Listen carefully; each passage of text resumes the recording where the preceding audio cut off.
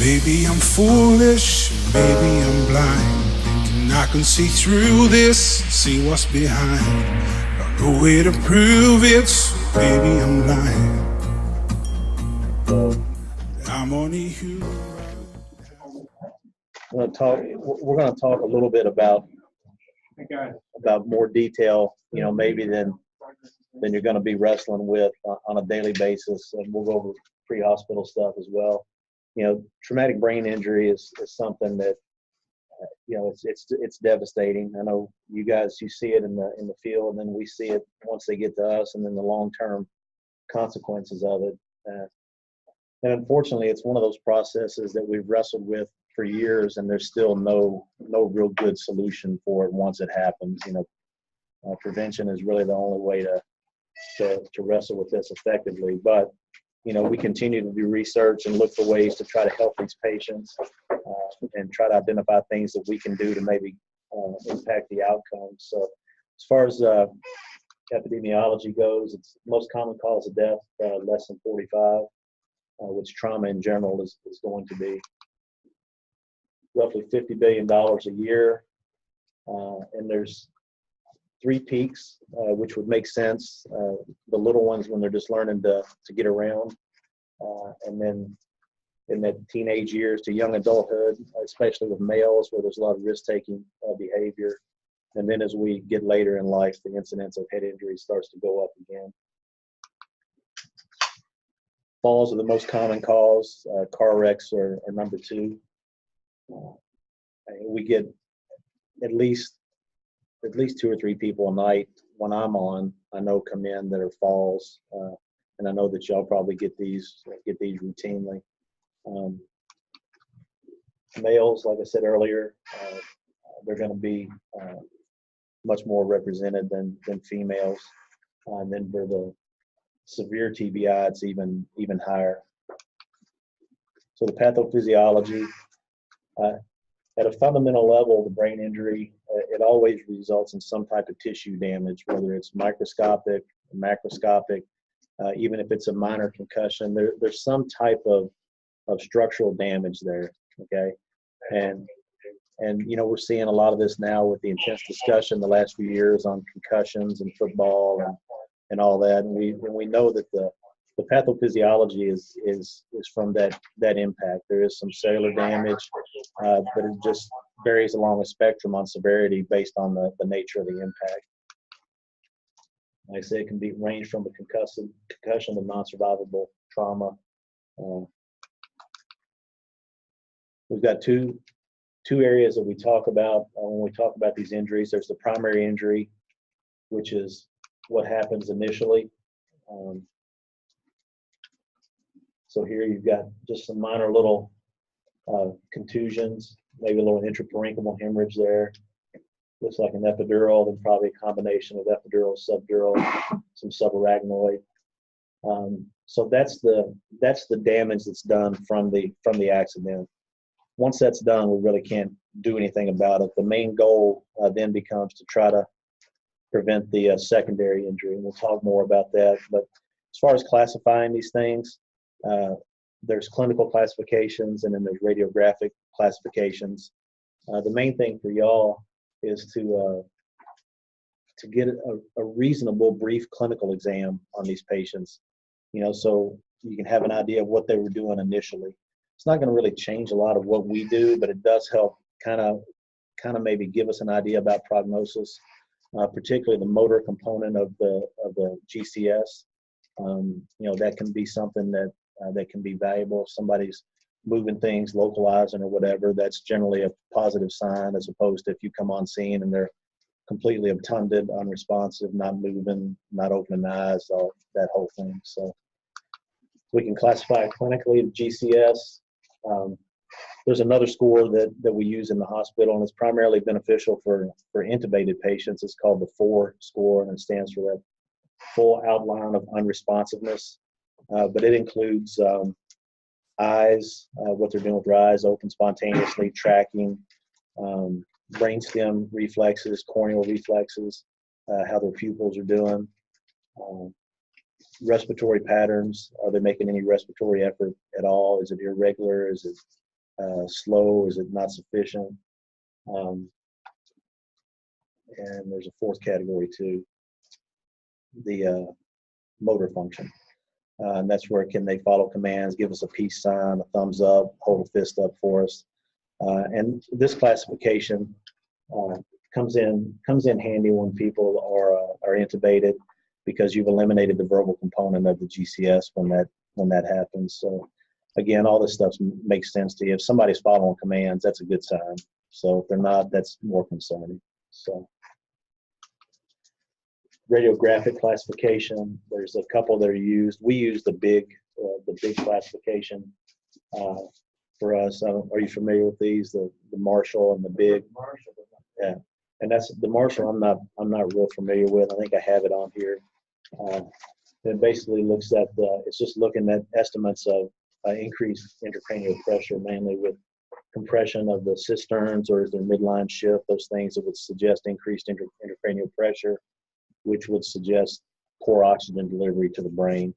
And that's really going to be our main goal, is to maintain oxygen delivery, because once that primary insult is done, it becomes a matter of trying to protect everything else that's left.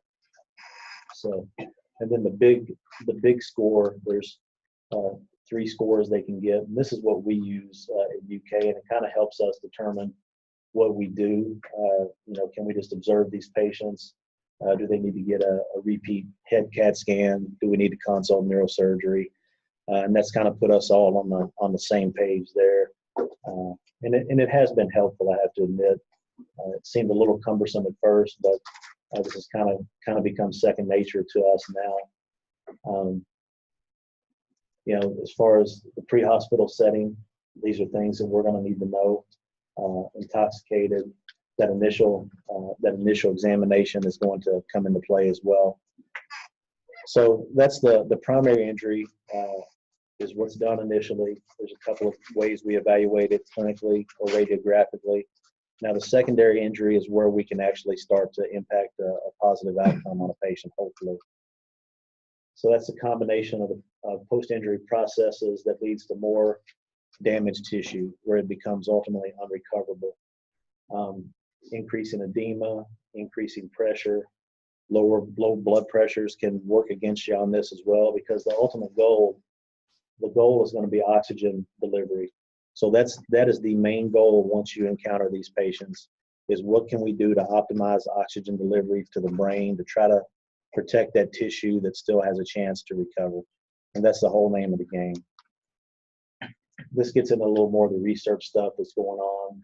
There's a lot of chemicals, cytokines, and type of things that are released that we think we may be able to try to get an impact on, but that doesn't really affect the initial interaction with that patient.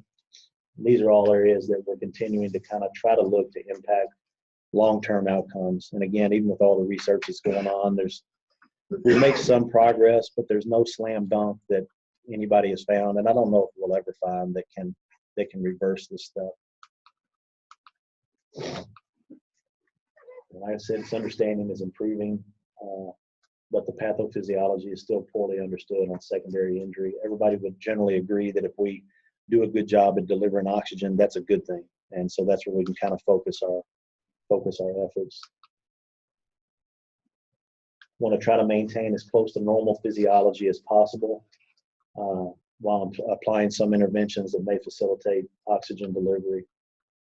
So I'm going to skip ahead a couple of slides, and then we're going to come back to this.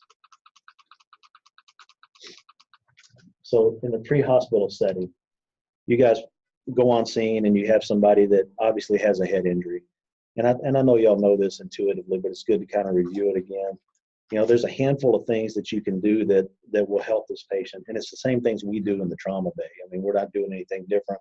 We don't really deviate a lot from this until we get them up in the ICU setting and that kind of thing. We start talking about monitors and all that. But that initial encounter with the patient, if you keep in mind, what we're trying to do is maintain adequate oxygen delivery. There's a handful of things that we can do to help that. So control ongoing blood loss, all right? And that's with any trauma patient, any patient you encounter. If they're bleeding, you want to try to control that. And then establish or reestablish some resemblance of euvolemia. Okay, you don't have to pound them with a bunch of fluid, but you don't want to let them, lay there hypotensive if they can respond to a little bit of fluid. And that trend has been pretty aggressive now for the last 10, 15 years about judicious fluid use. We used to just slam people with fluids all the time. We'd give them 3, 4, 5 liters of crystalloid before we gave them blood. We found out that we're doing a lot of damage by approaching it that way. And, the last 10 to 15 years, we've really backed off and gotten more judicious with our fluids. Nothing wrong with giving somebody fluids, but in most patients, we'll tolerate a little bit of hypotension. If a patient is mentating well, good radial pulses, those are pretty good indicators of perfusion. Where in the past, if we had somebody with a blood pressure of upper 80s, low 90s, it was just pounding with fluid, trying to get them up. We don't have to do that. We're actually hurting them more than we're helping them. Head injured patients, we ask you to kind of walk a fine line.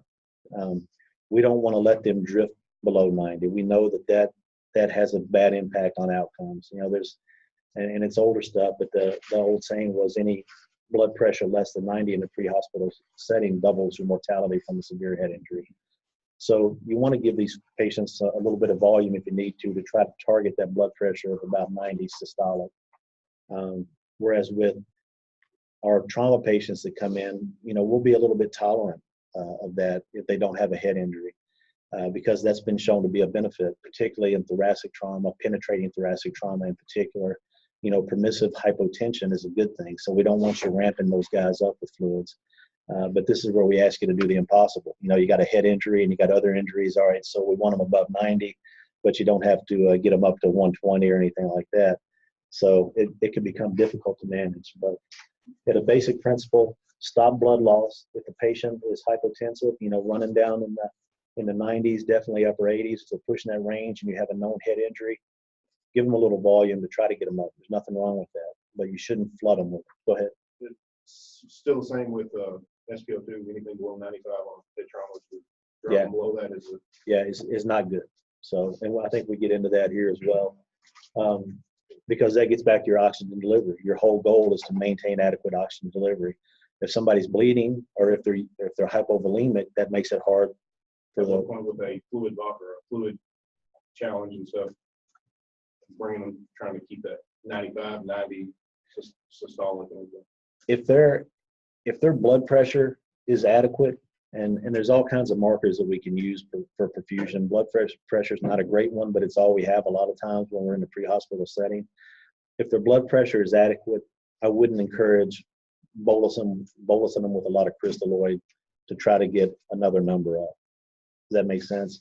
That's where I would use supplemental oxygen, maybe go up on your FiO2 if you can, if you got the patient intubated, those type of things. I would do that first before I would start giving fluids, because it does have a definite impact on cerebral edema as we start flooding these patients. So definitely if they're hypotensive, running down in the 80s, you want to give them some fluid to try to get them up in the 90s. But I don't know that I would be very aggressive about it, trying to deal with hypoxia. I would approach it from other ways. Is there an issue with the lungs that's causing it?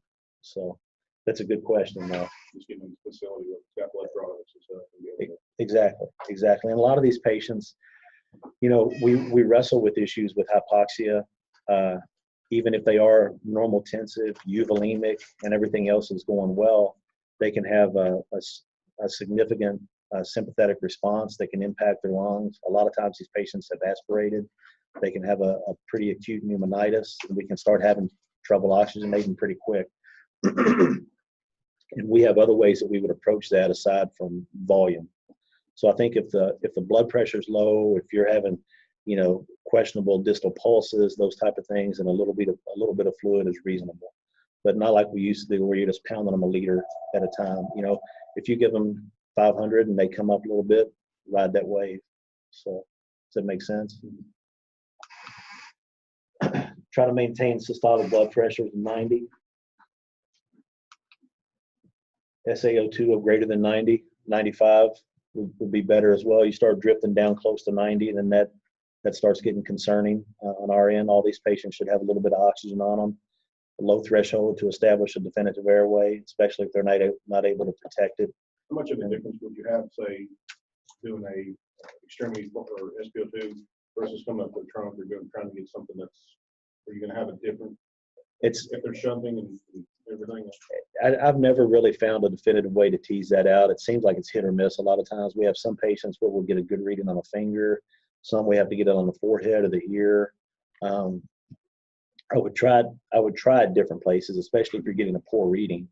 But to me, sometimes there's no rhyme or reason. You know, we can get them some places, not others, and vice versa on different patients. Sometimes we just have trouble getting them to pick up at all. But you know, if you're having trouble picking it up anywhere, then that's probably a sign that something's going on. You know, I would expect their blood pressure to probably be unacceptable. I would expect their SATs are probably marginal. You know, their color, that type of thing would probably reflect that as well. Avoid hyperventilation.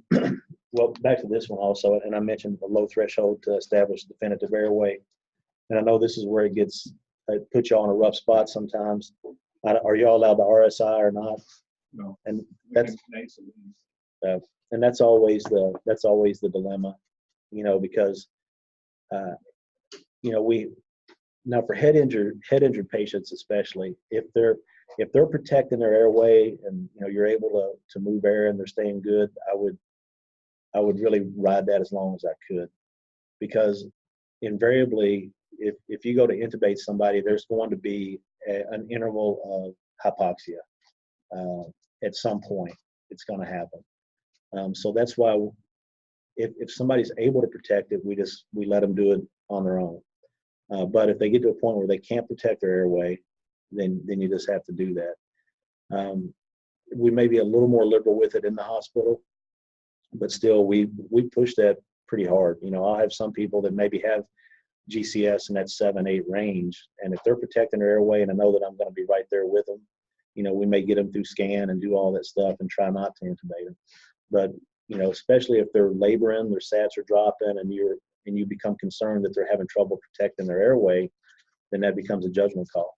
So I know if it's an obvious head injury, like if they're herniated, they're going to have trismus more than likely, and our only option is to nasally intubate.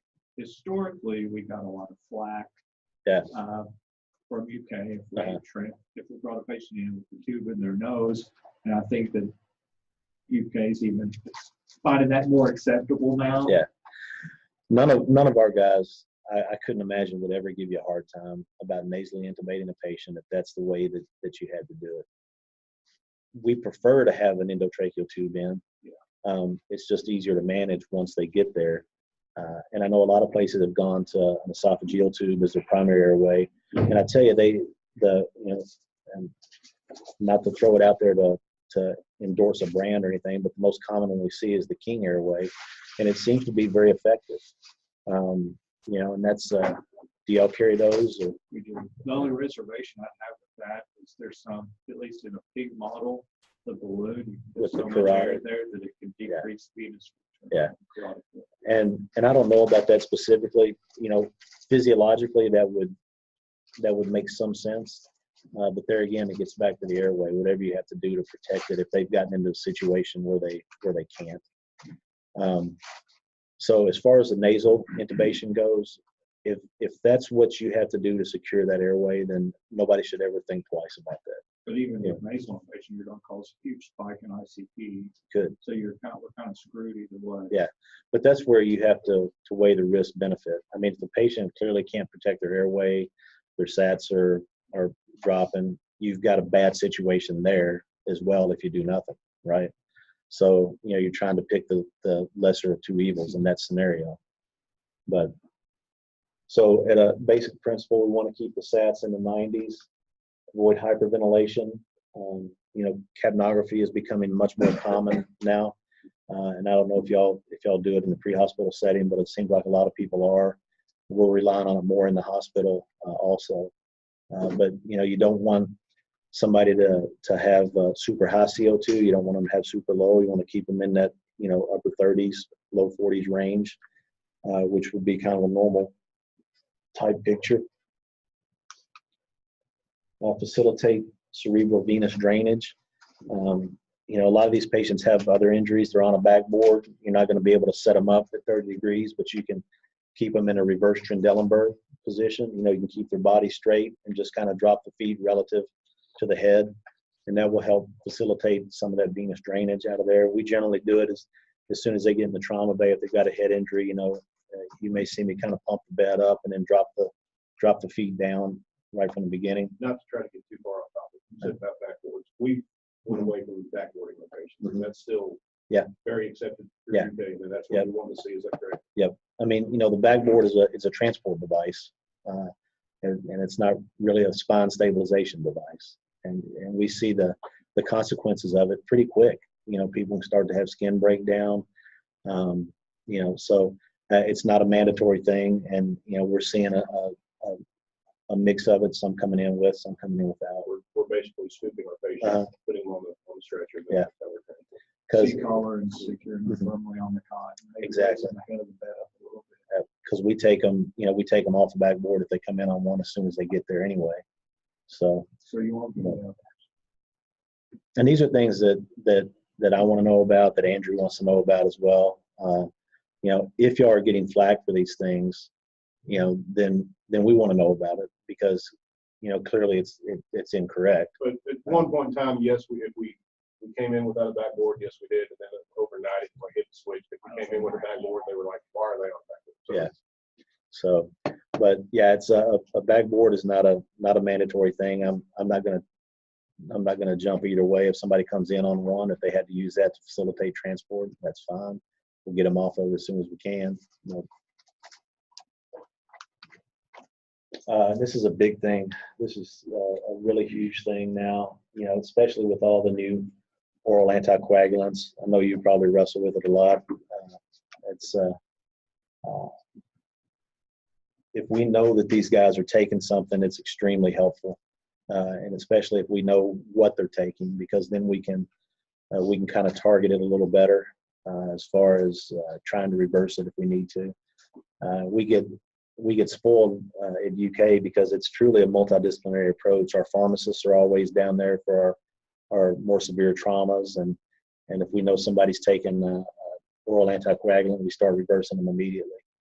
We've got a few things, you know, we can maybe use some FFP, some platelets. Kcentra is another one that's out there. It's pretty expensive. In fact, it's very expensive. A lot of places may not have it immediately available. But the principle of being aggressive at reversing anticoagulation with traumatic brain injury should be understood by everybody. It's something that we want to be very aggressive about. Initial GCS, excuse me, like I was talking about, if we can kind of get an idea of what they were doing on scene when you got there, that it's not going to really change what we do, but it does give us an idea of the severity. Consider hyperosmotic therapy.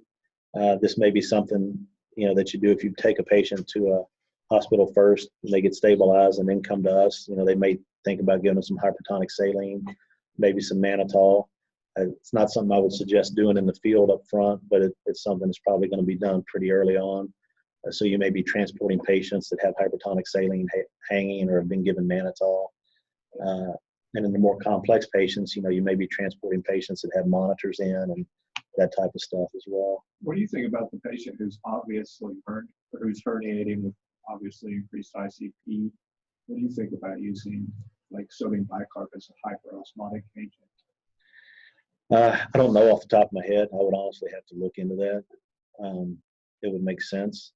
But, you know, typically we use mannitol or hypertonic saline. There's a lot of stuff compared to hypertonic saline. So I didn't know if that was something that anyone's ever used. We don't. We typically just go right to hypertonic saline. And there we have more options as well, because we can use the extremely 20+% concentration that we give in small volumes. And that's stuff we do in the ICU setting. But that's if we're wanting to institute a hypertonic or a hyperosmotic therapy, for us it's usually going to be mannitol or hypertonic saline. Now, you know, some of the guys at some point along the way, they may be starting bicarb drips and that kind of thing to try to affect the same thing. But from my experience, it's not something that I do like in the emergent setting. And I would have to kind of sit down and read about it, but it makes sense potentially. So, but you know, the main thing is just euvolemia eucapnia, maintaining oxygenation. Those are the most valuable things that we can do for these patients in that initial encounter. So let me go back and we'll talk a little bit about these. These are more detailed slides here, but I think it's good for everybody to kind of look into. So again, like I was talking earlier, cerebral oxygen delivery becomes our main goal. Okay, so there's 3 ways that we can do that. And this is going to take place more in the ICU type setting, even after we've wrestled with them in the trauma bay, get out of there. The mean arterial pressure, we can do that because basically your cerebral perfusion pressure, the pressure of the blood going to the head, is the mean arterial pressure minus the intracranial pressure. So we need to maintain an adequate mean arterial pressure, to deliver oxygen, to make sure we've got adequate blood flow to the brain. And it helps if you've got a monitor in, because then you can kind of guide your therapy. But you want to have these maps at least in the mid 60s, upper 60s, that range, because you're kind of flying blind. And that's where it's hard for you, because I wouldn't encourage you to start doing things to drive the map up in the field when you're not real sure exactly what's going on. But maintaining a mean arterial pressure in the 60s, I think, is a reasonable target. And that should correlate fairly well with a systolic of about 90. So pressors, again, not something we're going to be doing early on, but once we've established euvolemia and we think we've ruled out any hemorrhage from anywhere, sometimes we'll start these patients on pressors. And y'all may see us do this in the trauma bay. I know y'all have seen the catastrophic head injuries that come in, and they're extremely labile, even if it's just an isolated head with not a lot of blood loss. You get their airway secured, you transport them to the hospital, and you get there and you're like, man, we've been wrestling with blood pressures all over the place. And they start to lose their autonomic control. They get extremely labile. And these patients, it usually seems, if they survive, within about an hour or two, that storm kind of starts to settle down. And we may end up having them on pressors there for a time, while we're getting them through scanner and everything. Once we've ruled out bleeding, it's not something we like to do, but sometimes we end up in that position. It's amazing to me how labile these guys can get. And then usually if you weather that storm, then that starts to settle down and the patient becomes a little more stable. Our requirements become a little more stable. And then we start working on them.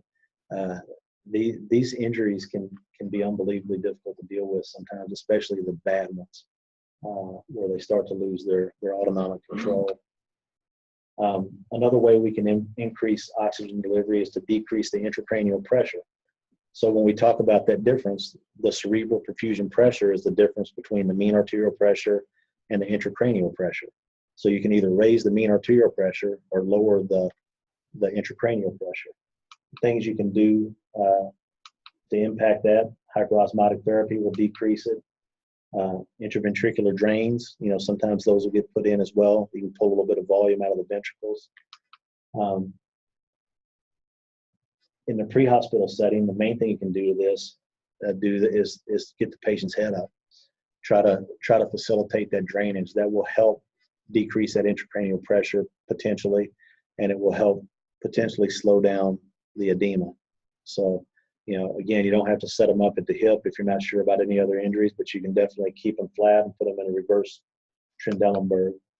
And then the final draw would be if the neurosurgeons wanted to decompress their head. And there's one other way we can impact oxygen delivery, is to decrease the demand of oxygen that the brain needs.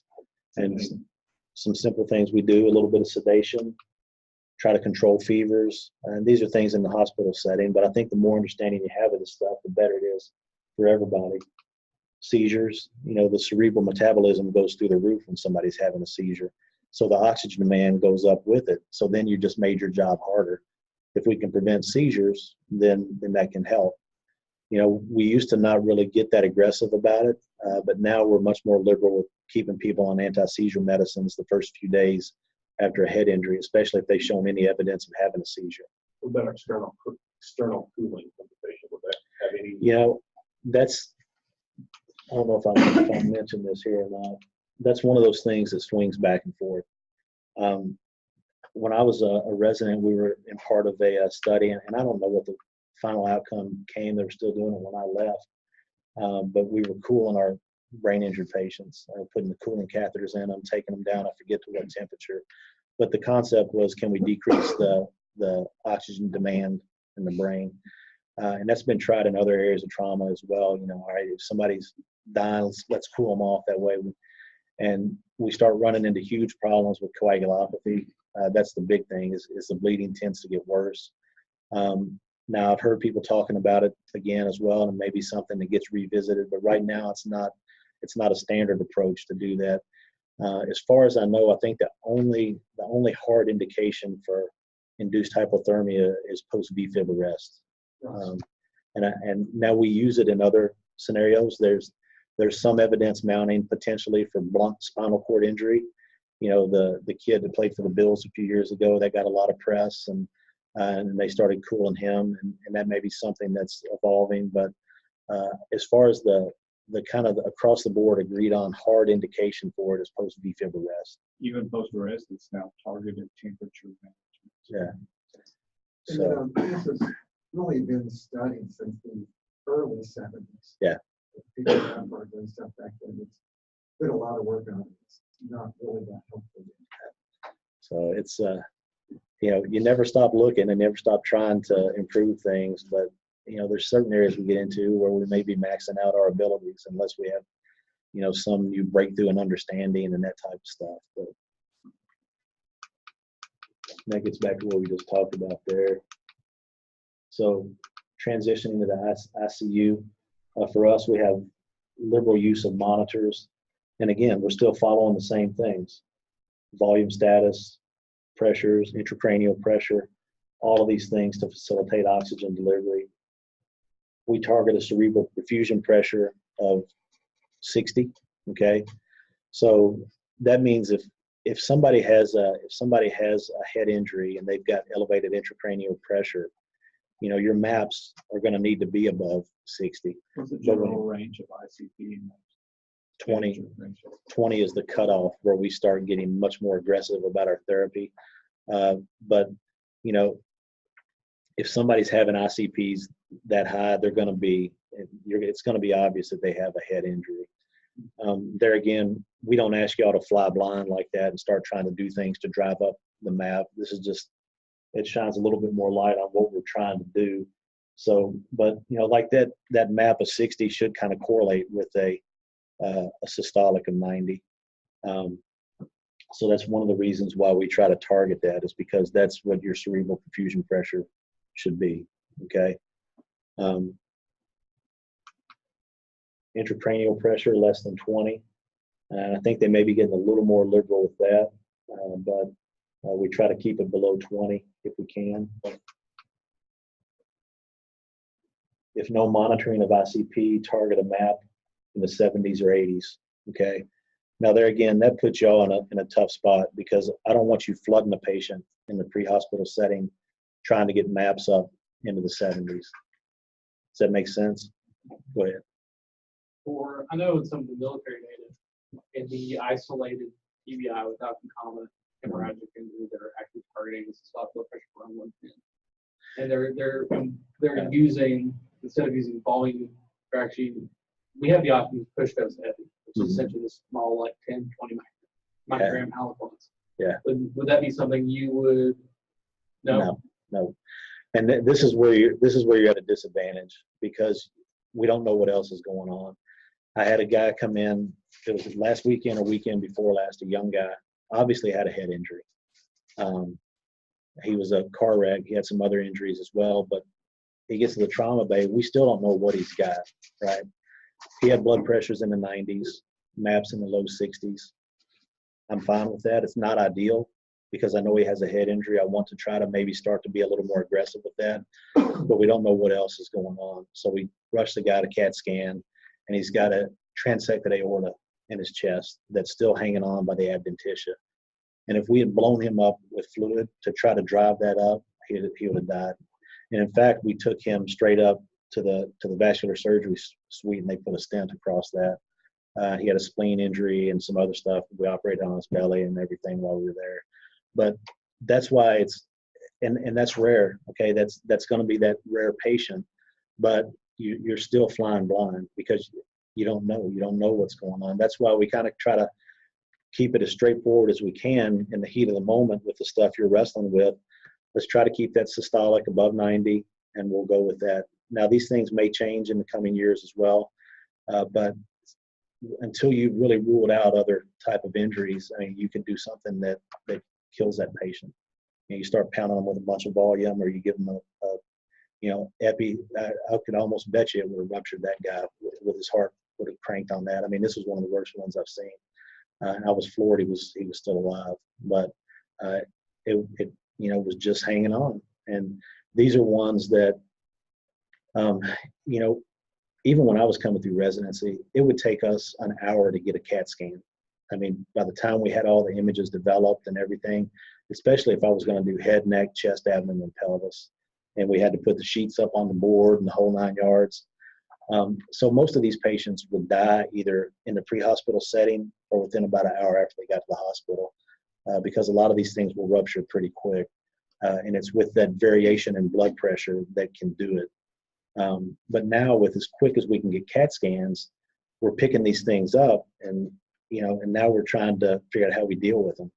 I had a lady about 5 years ago from Mount Olive. I mean, I remember it clearly. Probably missed it by about 10 minutes. We got her on the scanner, and we saw the injury. And these are patients, we start taking their blood pressure down. She had a head injury as well, but you got to go ABC. I mean, that's going to kill her immediately. So we start taking her blood pressure down. And at the time, we're hanging Esmolol and trying to start really get control of it. She ruptured, and there's really nothing you can do for it. She died. The aorta. She was in her 30s, 3 kids, the whole 9 yards. And it was so, with the big change has been that we can get images so quickly now. We're picking these up, whereas 15, 20 years ago, they would have probably been dead before we ever identified it. Does that make sense? Yeah. I think it's pretty atypical for someone with an isolated head injury to be hypotensive unless they have injuries. It is, and you would expect them to be compensating because the body is trying to drive up that cerebral perfusion pressure, so the body will drive its own blood pressure up. And you're exactly right. In an isolated head, that should be the response that you see. As cerebral blood flow starts to decrease, the body should try to ramp the blood pressure up. So, but what y'all are wrestling with is the most difficult. We try to hammer that into our residents. So when they get to us, we're getting kind of a sterilized version, and you're having to wrestle with non-medical things too. There's probably maybe chaos on the scene and you've got all this stuff going through your head. And so you want to keep a few basic principles in mind. Let's maintain a somewhat normal blood pressure. Let's maintain normal oxygenation. Let's maintain normal CO2. Let's try to maintain normal volume, just like you would do with any patient. Now, they may get to the hospital and we get them through the scanner, and then we start them on a pressor and start to ramp it up. But then we're working with a lot more information at that point. So, what if they're peri-arrest? Is there a role for pressors then if they're about to go? If a patient arrests, then you just do normal ACLS. Peri-arrest before you lose a pulse, but they're headed down the crapper. I would not in the pre-hospital setting. I mean, I would try to address it with volume initially to see if you can get it up. Then if they do arrest, then you're going to go into ACLS protocol with them. Potentially. But it's going to be the rare patient that arrests that quickly from an isolated head. Like I say, they're going to get labile. They're going to get all over the place. But it's very rare that they just, at least from my experience, that they just full on arrest. If you've got an airway secured and you're delivering oxygen, you always have to ask, is there something else going on that's causing this hypovolemia? And this is where if we start trying to parse this out too much, we end up hurting people. The mantra has always been that you assume hypotension is from bleeding in a trauma patient until you prove otherwise. And that keeps us from doing a lot of these things. Are there patients that we approach that way and they get to us and that wasn't the case and they died?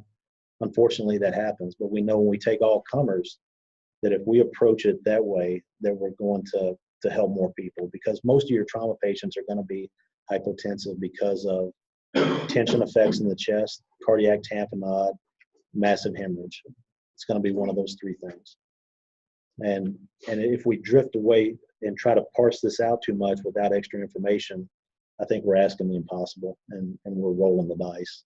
So You've also got the factor that you want to treat the things you can fix. yeah, yep, and that's very true. And that's the head injured patients. It's just all you can do is support them at this point, and that's really a lot of all we do once is to continue to support them, but just with more tools and try to give them time. So these guidelines, they update them every few years. They had a 2007, then a 2012, and now they've got a 2016. So all these things right here, they touch on. Let me see. And it's a 100+ page document, and as best I remember, there's no level 1 recommendation for any of them. But there are some things that we generally agree on. We agree that maintaining adequate ICP and adequate cerebral perfusion pressure are good things. Those are some numbers that people will agree on. We want to try to keep it below 20. We want to try to keep CPP above 60. All these other things, people will debate. You could ask two neurosurgeons sitting right here about the same patient, and one would say, yeah, let's decompress them, and one would say, yeah, let's don't.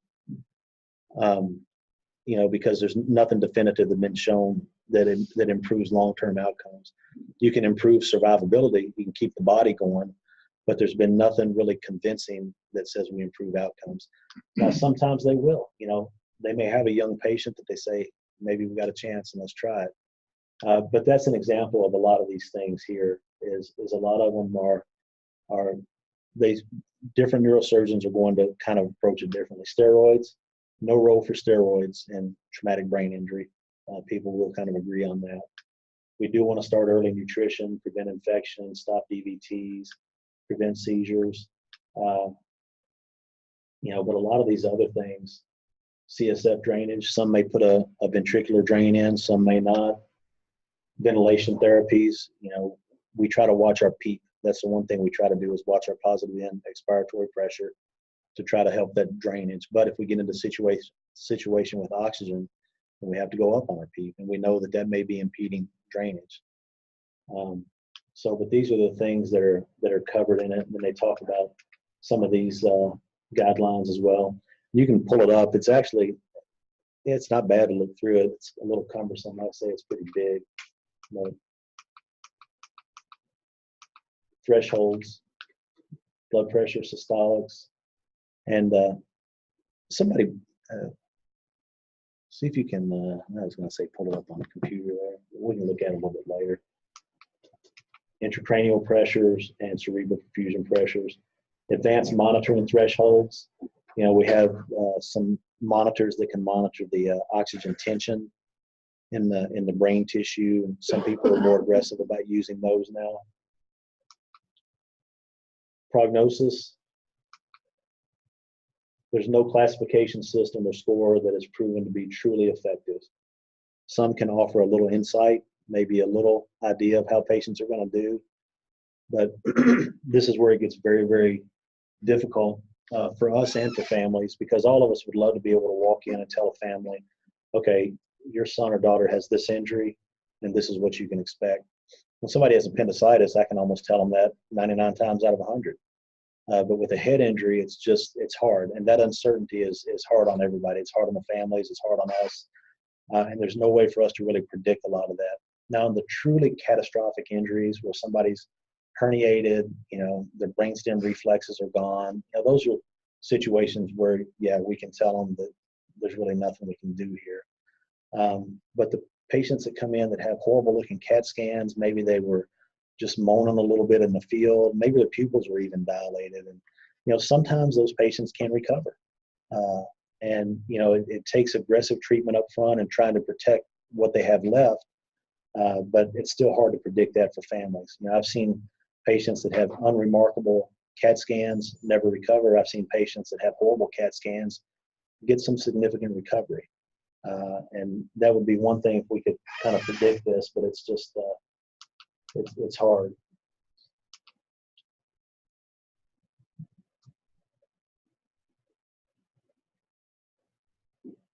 So it's, and this is one of the things that we kind of try to walk a fine line with the families. Somebody said it, the physician's estimates of prognosis are often unduly optimistic, unnecessarily pessimistic, or inappropriately ambiguous. And that's the dilemma we face, because there's nothing wrong with going in and telling a family, we just don't know. We don't know. We've got to give it time, and we're going to support them and do everything we can. Because that's the bottom line of this. We just really don't know. And then this goes on, stuff I go in with the residents about refractory treatment, patients that we can perform a brain death exam on, potentially consider them for organ donation. And that's why even if in the field this is a catastrophic injury and maybe an open skull with some brain matter, we still need to aggressively treat those patients, because even if that patient doesn't survive, there can be some good that comes out of it. And we never want to approach it that way, that, hey, we're trying to save this patient to be an organ donor. You don't want to approach it that way. You just want to focus on that patient. Try to take care of them, try to get them stabilized, get them to survive, and then that opens up some more options. Maybe they do recover, and that's fantastic. If they don't, then maybe there's another route that can have some positive benefit. But if we don't aggressively treat them and throw in the towel up front, then neither one of those paths is open. So, yeah, definitely you don't want to say, all right, we're going to try to salvage this patient so they can be an organ donor. That shouldn't be your primary goal, but it may be a secondary consequence of good care, which is a positive thing.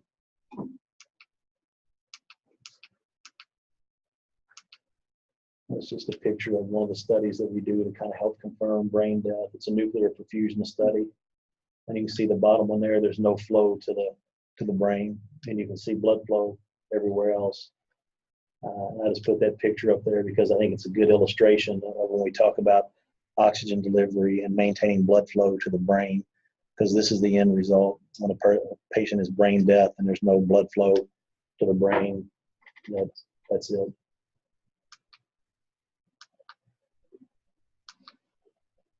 So in summary, the main thing for you guys: control blood loss, establish euvolemia, maintain systolics above 90, SATs greater than 90, avoid hyperventilation, facilitate cerebral venous drainage, try to get their head up if you can, try to find out about any anticoagulants, and consider hyperosmotic therapy. Like I say, this would primarily be maybe at a stopover before you head to us. But, and this is the dilemma that you wrestle with. You mentioned those things, and it may evolve more over time, but the problem is we don't know for sure if this is an isolated head. And once we've proven that, then we're going to be much more aggressive with these things. But to ask y'all to blindly do that in the field, I don't think is fair or really the right thing to do. How do you feel about incorporating pre-oscillatory ultrasound? Next, like the ability to do a rush exam in the field, or maybe examine the optic nerve sheath diameter to extrapolate ICP? I think in principle it's a good idea. I would have to see it really reproduced and validated over a long period of time before I'd buy into it completely. I think they're doing better with the rapid trauma studies and something as ambitious as like IOP measurement. Yeah. Now, I think it would have more of an impact potentially in our setting, and especially out west where you have tremendously long transfer times from scene, that if people have that ability. In urban areas, I did my internship in New York, and I don't ever remember a trauma showing up to us more than 15 minutes after the event. And here, we have patients that are 2-3 hours post-trauma before they get to any facility. So you're shouldering a whole lot of care on that patient. So in those scenarios, maybe it will play a role. But like I said, something I'd like to see really a lot of data on. You're going to have a lot of inter-user variability as well based on training and those type of things. So, but the concept is reasonable, but it's just a matter of how effectively it can be implemented. What about so what's incorporated into y'all's exam, like in the pre-hospital setting for ultrasound that they're using it for? Are they We using don't it to look have- for pneumothorax and We cardiac don't have tamponade? one. There's some adjacent agencies that are getting it, but it would probably be in. Checking for A, B, and C lines for your PE versus pneumonia versus Yeah. pneumos, for your rush exam, maybe an IV or Vena check for fluid Yeah. response and stuff like that. And your fast. And these are things that, you know, and this is in constant evolution. The ultimate goal is to push your resources as far out as you can. And you see us doing that in certain areas. We have some crews that are carrying blood. You know, talk about TXA, and we've been pretty liberal with it, but there's been some data coming out here recently about a lot more thrombotic events than we assumed were happening, and we've kind of pumped the brakes a little bit now, and we're using a TEG to kind of guide our TXA. But you know, I think in principle, the more resources we can safely push out, the better. And ultrasound is kind of one that's in that arena now. You know, how can we utilize this tool in the pre-hospital setting? I think anything that we ever implement in a pre-hospital setting, though, it has to come with a caveat that it cannot delay transport, because that still is shown to be the best thing. And you know, in the urban areas especially, they've shown where patients brought in by personal vehicle versus a trained EMS crew, that the outcomes were equivalent, if not better, because that gets back to rapid transport from scene. Y'all don't have that luxury because we're not in an urban area. You know, y'all are going to be faced with longer transport times where that study would never play out in an urban area. I couldn't imagine. Right?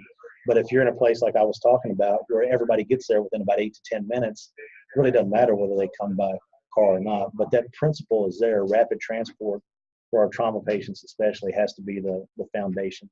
And then as you're en route, if you can incorporate these other things, if you've got the manpower to do that, then those things will, I'm sure, continue to evolve in the future. Anything else? I know that was a lot, but just keep those basic principles in mind. You know,